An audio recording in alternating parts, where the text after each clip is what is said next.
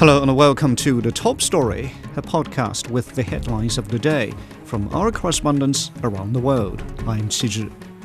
Coming up in this edition, at least 95 people have died in flash floods in Spain after torrential rain battered the eastern region of Valencia and beyond. A United Nations inquiry has found that Israel committed war crimes and crimes against humanity when it attacked the healthcare system in Gaza. And North Korea has test-fired an intercontinental ballistic missile. We begin in Europe. At least 95 people are dead in what some are calling the deadliest flooding in modern Spanish history. Meteorologists say a year's worth of rain fell in 8 hours in parts of Valencia, causing pile-ups on highways and submerging farmland in the eastern region that produces two-thirds of the citrus fruit grown in Spain. Spanish Prime Minister Pedro Sánchez expressed solidarity with those suffering from the loss. The government has cancelled trains to Madrid and Barcelona and closed several schools and other essential services. Local emergency services urged citizens to avoid road travel and to follow further official advice. The defense minister says a military unit is now combing through the mud and debris with sniffer dogs in the worst-hit areas. Ken Brown has details. Streets turned into rivers, bridges washed away, lives lost in the worst autumn storms in Spain this century. Some took refuge on top of cars and buildings, some were rescued by helicopter, many others weren't so lucky. The storm hit here in Madrid too, ripping hundreds of trees out of the ground, but nothing like the damage done in the east of the country, particularly in the Valencia province. Prime Minister Pedro Sánchez returned from an official visit to India and immediately addressed the nation. We mustn't let our guard down because the weather front is still wreaking havoc, and we can't say that this devastating episode is over. We're going to lend a hand and help those who can't get into their homes or who are looking for relatives or friends or loved ones. But most of all, right now, we're going to stand with those who are suffering the loss of their loved ones. Known as gota fria or cold drop, these rains are a feature of the climate along the Mediterranean coast. But the scale of the impact has taken Spain by surprise, with first-hand accounts describing apocalyptic scenes. The flash flood took dogs, horses, it took away everything. Another neighbour got trapped in his car and we still don't know whether he's okay or not. A house disappeared from the flood. A house at the entrance of the town just completely went. And there are at least 2 people who are still unaccounted for. Shock, fear and grief still grip the worst-hit areas in a country still on red alert as these dangerous storms sweep across the nation. That was Ken Brown on the devastating floods in Spain. On the Middle East, a United Nations inquiry has found that Israel committed war crimes and crimes against humanity when it attacked medical personnel and facilities in Gaza. The UN Independent International Commission of Inquiry also investigated the treatment of Palestinian detainees in Israel and of Israeli and foreign hostages in Gaza. It concluded that Israel and the Palestinian armed groups were responsible for torture and sexual violence. Jody Jacobs has more from the UN headquarters in New York. As the war in Gaza rages on and hundreds having reportedly been killed and going hungry, officials with the UN Independent Commission of Inquiry on the Palestinian territories say the urgent need for a ceasefire in Gaza is now critical. Speaking at the United Nations headquarters on Wednesday, the Commission's chairperson, Navi Pillay, accused Israel of committing war crimes and deliberately attacking medical personnel and facilities in Gaza. We conclude that Israeli authorities have implemented a concerted policy to destroy Gaza's healthcare system. Our report also concludes that Palestinian detainees were subjected to persistent mistreatment by Israeli authorities amounting to torture as a war crime and crime against humanity. The Commission says it's the Palestinian children that bear the brunt of the ongoing conflict, adding that this will have a detrimental effect on future generations. Kids cannot go through what they have gone through in the last 12 months without it having an enormous impact on them for their entire lives. That is certainly the case physically for kids who have lost arms or legs or both. And we've met them. We've met them in hospitals. We've interviewed them.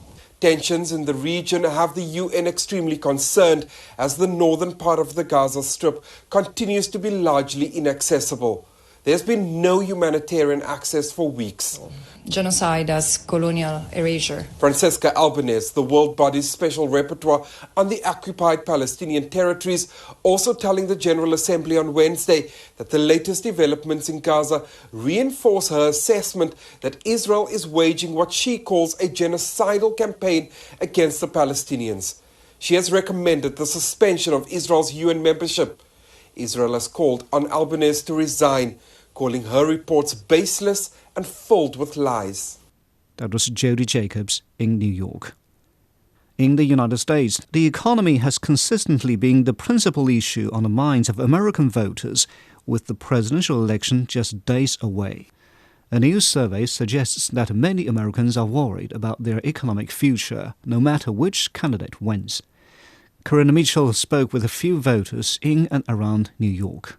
Early voting is already underway in the November 5th U.S. presidential election, and over again, Americans have made it clear the economy is a key concern. 2 out of 5 people surveyed say inflation is their top issue, according to the financial services firm Bankrate. It's very expensive there. It's so expensive that people just can't afford to feed their families. They can't afford to eat. Everything is sky high. 23-year-old Olivia Cahill, who lives at home with her parents, says the high cost of living comes up every day. They talk about all the differences, especially with pricing and inflation nowadays. Even buying a house on the market is so hard. But yeah, it's definitely a huge difference from what it used to be, at least.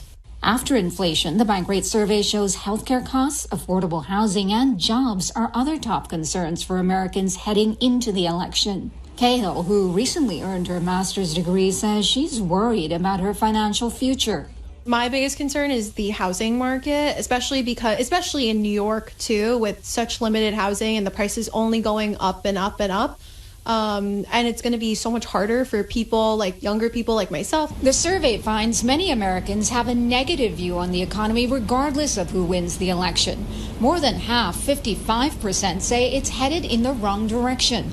Only 32% think it's on the right track, while 13% aren't sure. Bankrate analyst Ted Rossman says while there is a degree of partisan divide in the results, one statistic is striking. Of course, people see that through party-colored glasses.